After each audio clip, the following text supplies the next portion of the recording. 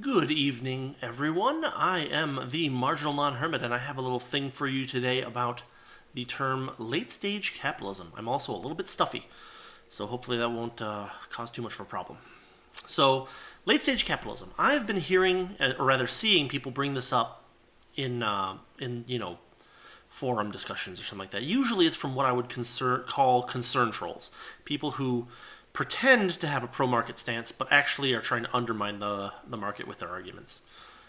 And what happens usually is that people will say, "Oh, the reason that all of these companies are doing bad things these days is because we're in late-stage capitalism and profits are going towards zero, and therefore the companies that want to make a profit need to do bad things in order to keep themselves profitable." The problem with this notion is that it's just wrong. It's just flat wrong. This is really an old Marxist idea. It's a deterministic, so Marxism had this deterministic view of history, that there was this move from feudalism to capitalism to socialism to communism, and it was really inevitable. And it was controlled by what Marx called the material productive forces, basically the march of technology. It said, and he said that the effects of late-stage capitalism come from its contradictions and are basically destiny. But this is just not true. Capitalism, properly understood, is simply the absence of coercion, or relative absence of coercion, and the institution of private property. It doesn't have these contradictions that Marx read into it, because the contradictions that Marx was talking about either came from mistakes in Marx's arguments, such as exploitation theory, or from places where the state gets in bed with companies and does coercive things basically on their behalf. Anyone who argues from this perspective of late-stage capitalism is arguing from a false premise. Let's attack it from the other side. The progress of the material productive forces is far from inevitable. A good recent example of this is Venezuela. Venezuela was a fairly rich country, and they adopted more and more socialist leadership, and over time they demolished their capital stock, which resulted in massive decreases in their productivity and their quality of life. It wasn't anything like the drop in oil prices, because Saudi Arabia was just fine.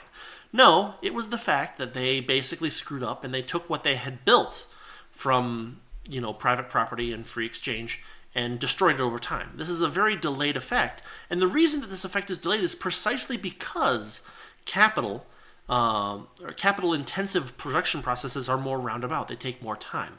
So not only does it take more time for you to go from, trees through a factory to pencils than it does to go from, tomato plant to tomato in your hand, but in addition, you have these factories, and they can kind of, you have factories and other capital-intensive production objects that can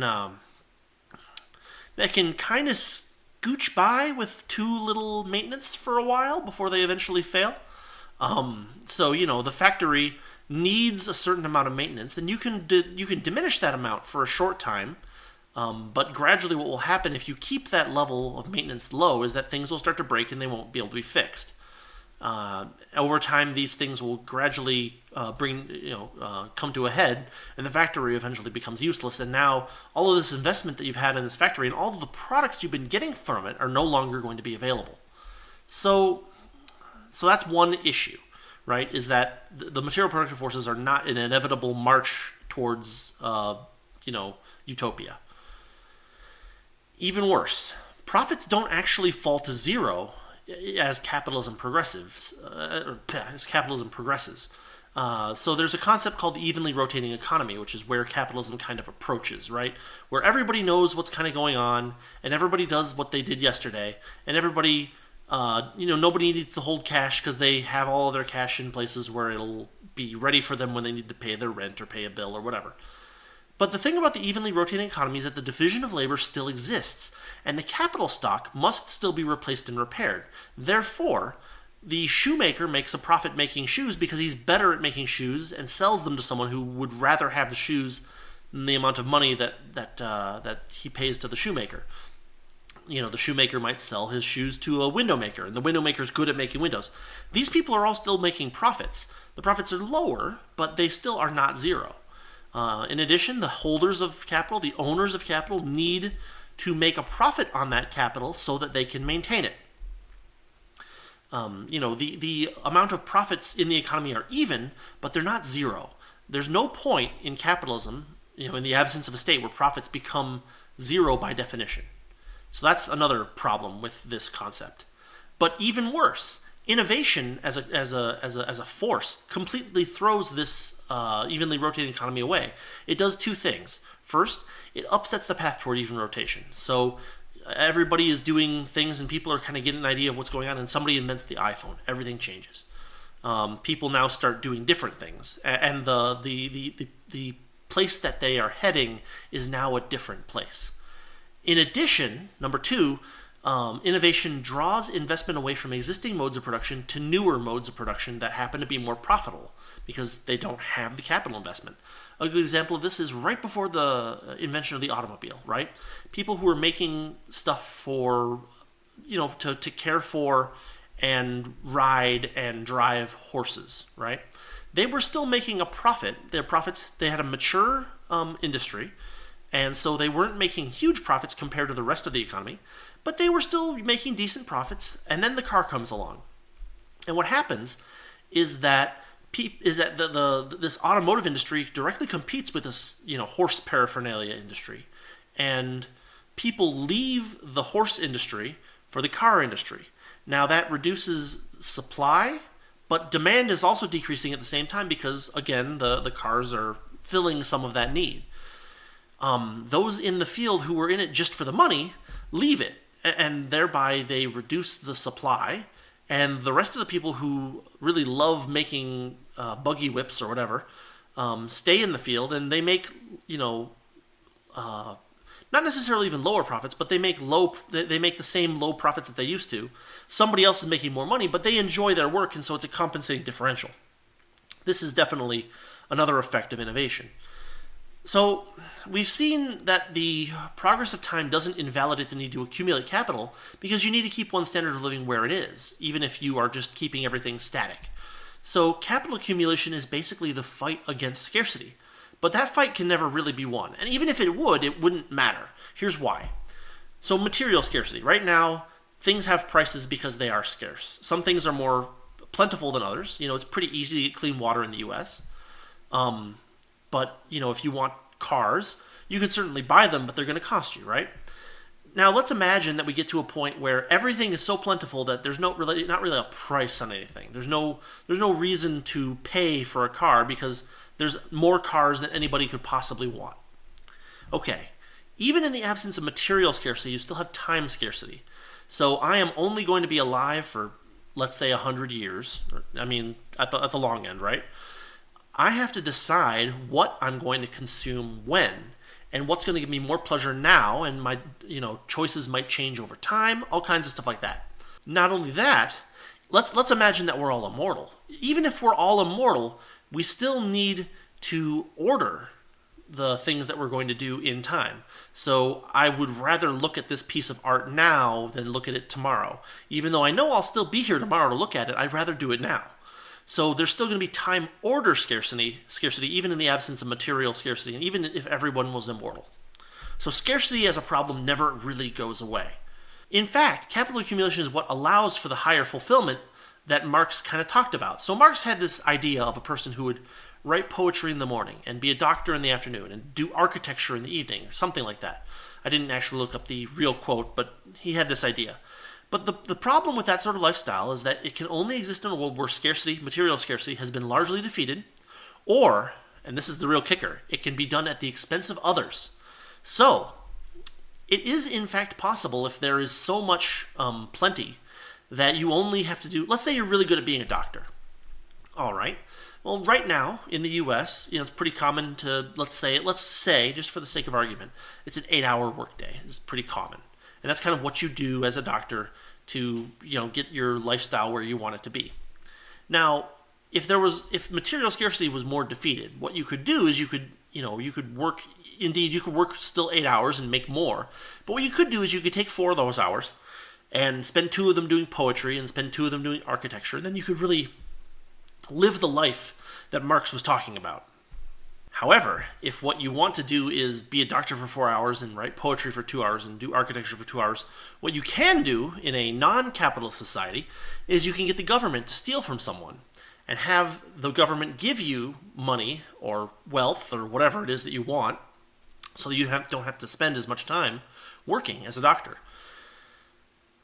But this is why the division of labor is important. It's because you're better at some things than other people that you do those things to put food on the table, so to speak.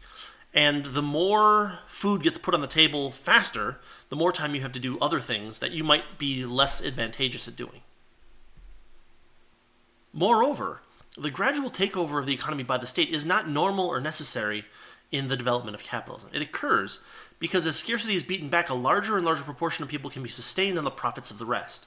Imagine people with no capital at all. They're all subsistence farmers. Every single person has to work pretty much all day in order to make sure that they have enough food to eat to live for the next day.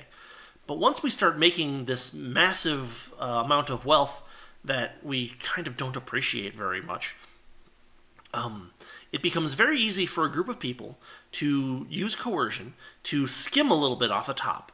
And everybody, except for the skimmers, gets a little bit poorer, but not so much that they, throw a fit. And the people who are skimming get lots and lots of stuff for themselves, basically for free. The actions of the state to control capitalism are usually counterproductive, but they do get larger and larger as the amount of skimming that can be done easily gets larger. Look, the idea that capitalism will naturally slide into socialism as it completes itself is nonsense. The economic calculation problem will always exist and has not been solved. There were a group of, I don't remember what they called themselves, but they were basically socialists who claimed that all you had to do to plan the economy was put all of this information into a bunch of differential equations and have a big computer solve them. But that's not really a solution. What that is saying, this is how you solve the problem without actually providing the solution. And there's at least a couple of problems with that. Number one, this posit of this solution was done, I think, in the 60s or 70s, and since then Moore's law has run rampant over it, basically. If it were possible to be done, it would have been done by now, just based on the fact that our computing capacity has increased so much. But in reality, what happens as our computing capacity increases is that it makes the problem harder, because now there's a bunch of extra calculation that can be done that entrepreneurs can use to create vast numbers of new goods, information goods that never existed before. And number two, not every system of equations is solvable. As a physicist, I know that there are certain sets of equations that cannot be solved, or that don't have an analytical solution, or if it were solvable, we'd be way closer now than we were, 50 years ago. But the fact is that we're not actually any closer to having the solution. And the number three reason is because all this information about how things should be made based on existing price structures, how things who wants what, all of this information is diffused among millions and millions and millions or billions of people, right? And so that information can't really be gathered and centralized into this computer without more work than you would imagine, and you couldn't even really do it, right? Like I could give you some ideas about what things I would prefer to have soon, but that doesn't necessarily mean that that's how things would go by my demonstrated preferences. So, the whole idea that capitalism necessarily slides into socialism is just nonsense. And the idea that we've solved this economic calculation problem, that we're any closer to it than we were 50 years ago, is also nonsense. Here's the takeaway. Late-stage capitalism is a nonsensical idea. It is a Marxist, determinist idea, and if someone you're talking with or arguing with uses it as some kind of cudgel against you, they're arguing from a Marxist perspective already.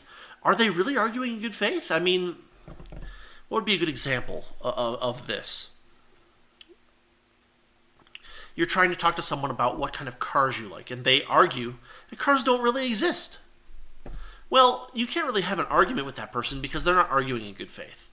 They're making clearly false assertions, and arguing with them is more of a waste of time than anything else, because all you're giving them is a platform to spout nonsense. So with that, I hope I've provided a little bit of insight as to why this notion of late-stage capitalism is a bad idea, and why you see concern trolls bringing it up the most often. Pretty much every chunk of it is wrong, just flat wrong. And there's lots of good writings about it. I'll see if I can put some links or something in the description. So as usual, or rather, whatever. Thank you for watching. I am the Marginal Non-Hermit, and I hope this video has been helpful. Good night.